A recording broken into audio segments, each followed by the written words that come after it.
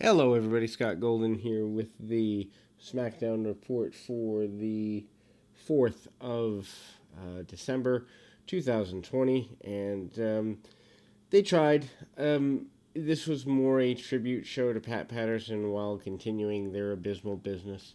And they did the best they could with that process. Of course, Pat Patterson passed away earlier in the week, and some of the stuff was okay.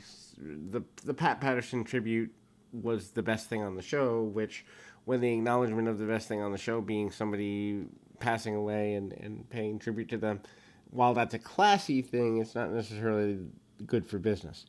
Anyway, so SmackDown starts with the roster in the ring, including Vince McMahon, Jerry Briscoe, Sergeant Slaughter, Roman Reigns, Kevin Owens, Big E, Sasha Banks, and many more. Obviously, there's a graphic of Pat Patterson on the big screen. Michael Cole talks about Patterson being a Hall of Famer, and he asks for a moment of um, silence, and they do a thank you, Pat chant. This was classy. So we go to a Roman Reigns interview. Uh, Kayla Braxton is standing in the ring. She introduces him, and she lists his accomplishments, championships, and all the things he's done. Reigns makes his way to the ring with Paul Heyman and Jey Uso. Reigns didn't like the introduction and had Heyman add to it, which I think is I like that because Heyman needs something to do. They recapped the harsh comments on Uso and Uso's attacks on Otis and Bryan. This includes Kevin Owens attacking Uso and telling Reigns that he's not afraid of him. Braxton wonders if Reigns is afraid of Owens. Reigns gets frustrated at this and notes that he's a veteran, and also notes that a veteran like Michael Cole could have done this interview better. He tells her to move on. Braxton asks about manipulation of the Usos. Reigns gets mad at this and basically says if she even bothered to prepare for the interview, he gives her an opportunity and she blew it. And he even pointed out that Paul Heyman had been coaching her to get ready for the interview, and Heyman pushed him to give her this chance. I love this. I mean, it's a power grab, and as much as I don't enjoy watching Roman Reigns in the ring and haven't since his days in the Shield because he's repetitive, although every wrestler is repetitive, but he's just repetitive in a way I don't prefer. I do like this development of character. Anyway, Reigns demands Heyman handle her, and then he basically starts praising Roman Reigns. Kevin Owens' music hits. He demands a match against Reigns now, and Uso grabs the mic and accepts the challenge. Owens notes he's talking to Reigns, which was a nice touch. Owens noted that Reigns is the head of the table and challenged him to a TLC match at TLC. That could be good. Reigns notes Uso accepted the challenge. Reigns said he did accept the challenge for the pay per view as well. Although, simple storyline to make them that night matter. Why not? If you beat Jey Uso, you get me at TLC. Simple thing. They could have done that easy. Anyway, Reigns pointed out that he won't fight now because there's a gentleman and woman in the ring. And then they announce a Pat Patterson tribute match featuring former Intercontinental champions and the current champion Sami Zayn. Natalya and Bayley. Natalya defeating Bayley just makes me sad. Natalya would have been relevant, in 2010, maybe 2012, but in 2020, why she's beating anybody unless it's a rookie, putting her in the situation. Bianca Belair joins on commentary. Belair wins, and she's kind of, decked out in some nice sunglasses and the like. And Bayley has an advantage early.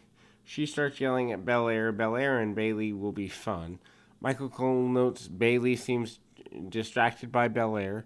Natalya takes advantage and sends Bayley into the steps on the outside. Back in the ring, Bayley's in control for her second or third near fall of the match.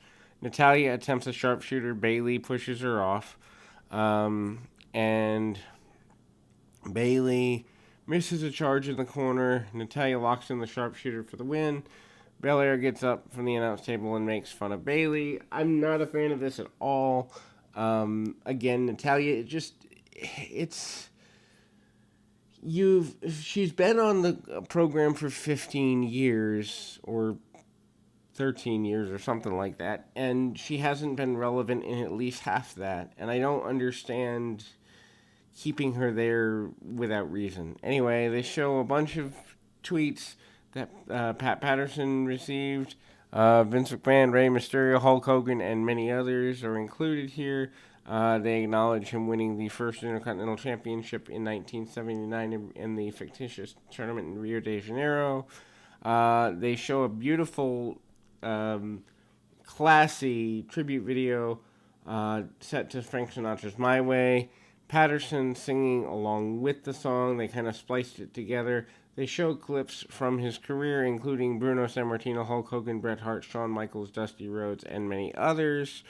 I literally teared up watching this, and I obviously came into fandom, in '89. My knowledge of Pat as a wrestler is very limited. But the one time I met the gentleman, he was nothing but kind to me. And also, the impact he's had on the sport is just unmatched. He may be the best Finnish man ever. If you listen to podcasts, any of the main names from Jim Cornette, and as much as I don't particularly care for Dave Meltzer when it comes to his opinions, Dave Meltzer, Bruce Pritchard, all of them have nothing but good things to say about Pat Patterson. Intercontinental tribute match. Daniel Bryan, Big E, Rey Mysterio defeated Dolph Ziggler, Shinsuke Nakamura, and Sami Zayn. All 6 of these people have been Intercontinental Champion at one point. Mysterio and Nakamura starts off. That's a good dream match that hasn't happened. Mysterio takes him down with a head scissors. He tags out to Big E and overpowers Ziggler and gains an advantage. Bryan works over Ziggler's arm, finally works over the arm for a while. Zayn grabs Bryan's leg. That causes a switch in the momentum. Zayn is bragging at ringside. Bryan recovers, hits a suicide dive on Zayn. Bryan climbs to the top. Ziggler rocks Bryan with a dropkick, and Bryan falls onto the floor. Back from the break, heels are in control. Bryan and Ziggler are in the middle of the ring. Big E gets a hot tag, goes nuts, hits Nakamura, who gets a tag as well. Big E hits a big splash on Nakamura. Nakamura recovers and rocks Big E with a kick to the head. Then Mysterio comes in, hits a sunset flip for near fall. Zayn fights back, hits a blue thunder bomb for a close near fall of his own. Bryan nails Ziggler, who kicks in the corner and tags in. Bryan hits a Rana off the top, but Ziggler rolls through. Bryan and Ziggler go back to trading pin attempts here. Ziggler hits a Famouser for another near fall. Zayn makes a blind tag, and Ziggler attempts a super kick. Bryan avoids it and hits a running knee. Zayn jumps in and rolls up Bryan for near fall. Bryan and Zayn, when they finally do wrestle, will be fun. Anyway, Bryan locks in the yes lock. Zayn makes it to the ropes. Zayn and Bryan go back and forth, both men getting near falls for quite a bit. The finish comes when Bryan uses an inside cradle for the win. Really awesome tribute match for the sake of basically the Intercontinental Championship being the workhorse title, and it shows here. Post-match, the heels attempt to jump the faces, but Ziggler was the only one who didn't try to attack, and the babyfaces gang up on him. Bryan uses an atomic drop. Mysterio hits a 619. Big E hits the big ending. Caleb Braxton interviews Kevin Owens. Owens, makes a note of the attitude change of Roman Reigns. Kalisto walks out, and Owens compliments his fedora. Kalisto didn't know what that was. Kalisto apologizes for interrupting and walks off. This went absolutely nowhere and makes no sense. Anyway, Otis approaches Owens to discuss their match against Reigns and Uso later. Otis wondered if he could trust Owens, and they show more tweets dedicated to Patterson. Roman Reigns, Natalya, Alexa Bliss, Miz, JBL, and Triple H all, send their condolences. SmackDown Women's Champion interview Sasha Banks and Carmella. They recap this completely useless feud. They do an interview from separate locations. Michael Cole starts the interview with Carmella, but Banks interrupts. Banks notes that Carmella gets to talk last week. They talk about knowing each other for the years since the Performance Center. Gee, how far one of them has risen and how far one of them hasn't gone. Carmella notes that she won Money in the Bank. Banks points out she needs help. Carmella claims that Banks is jealous of her. On what planet? Banks had the dream of being a WWE superstar, and she says it comes easy being her. Anyway, they argue. Banks accepts the challenge for TLC. That's sad. Then Corbin with Steve Cutler and Wesley Blake defeats Murphy with Ray, Dominic, and Liam Mysterio. I say it every week.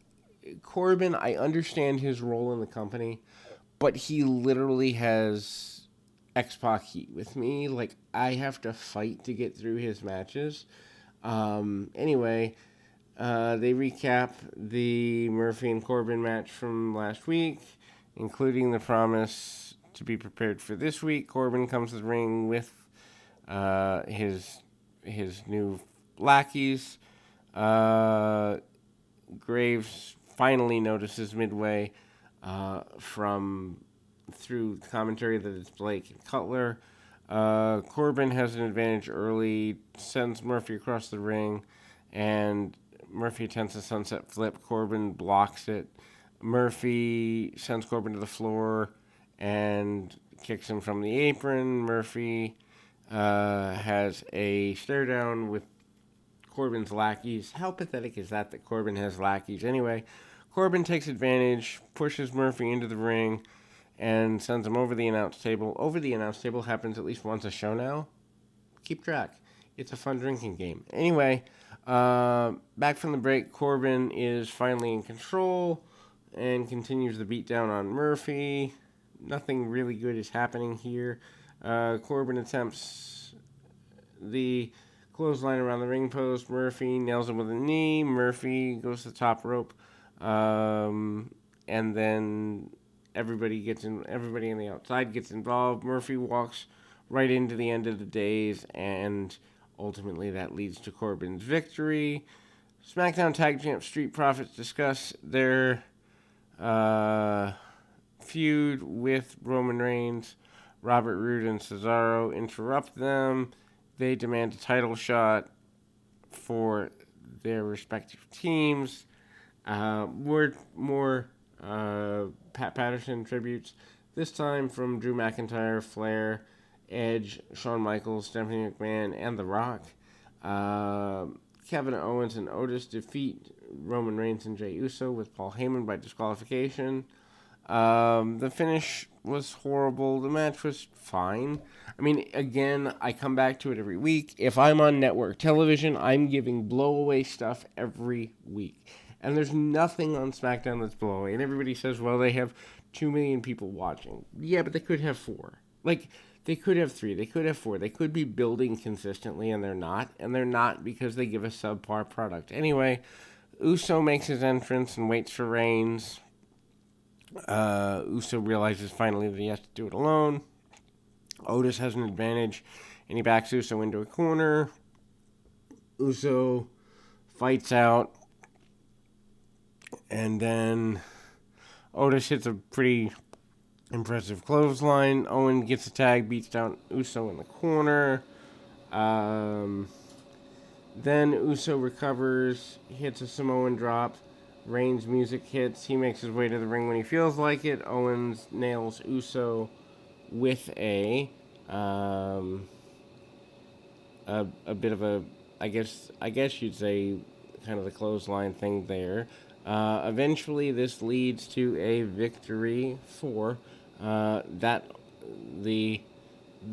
bunch there, and I mean ultimately, as my notes just closed, so it's not even worth reopening them. But the bottom line is that you can skip SmackDown for 3 out of 4 weeks, not miss anything storyline wise, watch either the week before or the week after a network special, and be caught up. And that's that way for every WWE show. AEW, I have to watch weekly because I'll miss something.